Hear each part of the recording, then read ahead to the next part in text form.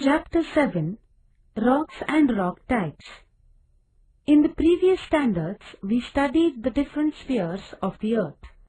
In this chapter, we shall collect more information about the lithosphere.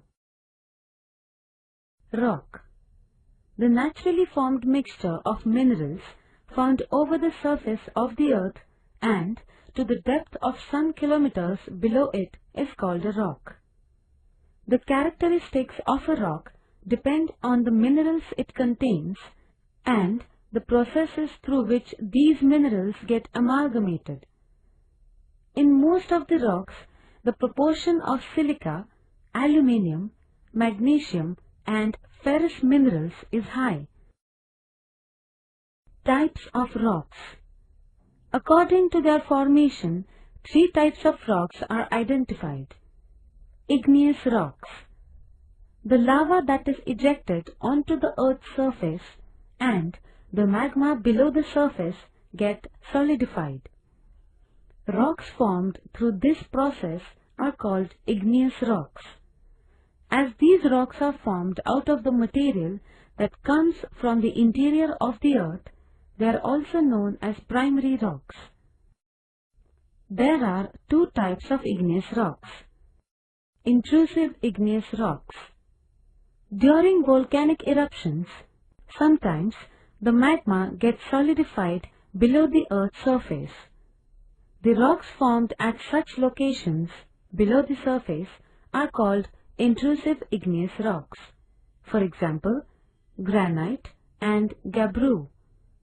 In this process, as the cooling of magma takes place slowly, the process of crystallization also proceeds at a slow pace. As a result, the crystals in these rocks are larger and well formed. Extrusive igneous rocks. In this process, the lava gets solidified after spreading over the Earth's surface. The rocks formed through this process are called extrusive igneous rocks. For example, the basalt rock of Maharashtra Plateau. The lava on the surface cools rapidly. Hence, the process of crystallization is also quite fast. As a result, the crystals in these rocks are tiny and they are not very well formed. Sedimentary rocks. Rocks exposed on the surface are eroded by agents like wind, river, glacier, etc. The sediments thus produced are transported and get settled in low-lying areas. The lower layers of sediments deposited are subjected to tremendous pressure by the upper layers and sedimentary rocks are formed. While the layers of sediments are getting deposited, the remains of dead animals or plants also get buried in these layers. Therefore, we find fossils in sedimentary rocks. Different layers of the sediment can be easily seen in these rocks. Examples of sedimentary rocks are sandstone, limestone, shale, corals, etc.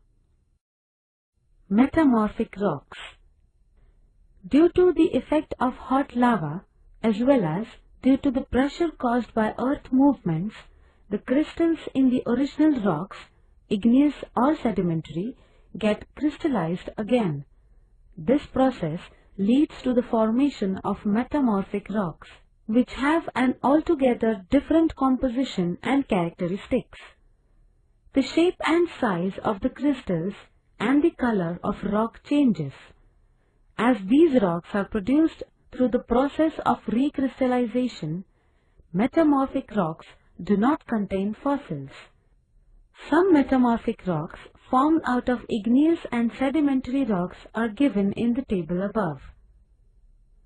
Type of rock: igneous, original rock granite, metamorphic rock meta-igneous gneiss. Type of rock igneous, original rock basalt, metamorphic rock hornblende schist. Type of rock igneous, original rock gabbro, metamorphic rock serpentine. Type of rock sedimentary, original rock limestone, metamorphic rock metasedimentary marble. Type of rock sedimentary, original rock coal, metamorphic rock graphite diamond. Type of rock sedimentary, original rock sandstone, metamorphic rock quartzite.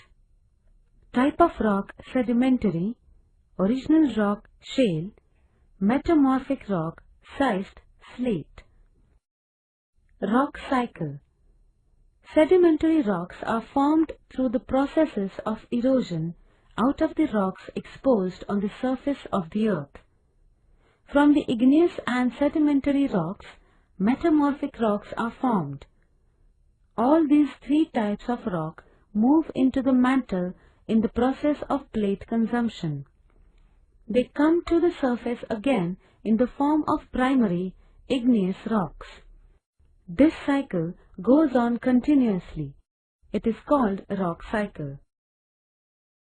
The portion from the Earth's surface up to the depth of about 100 kilometers is called the lithosphere. Of this, we see only the surface part.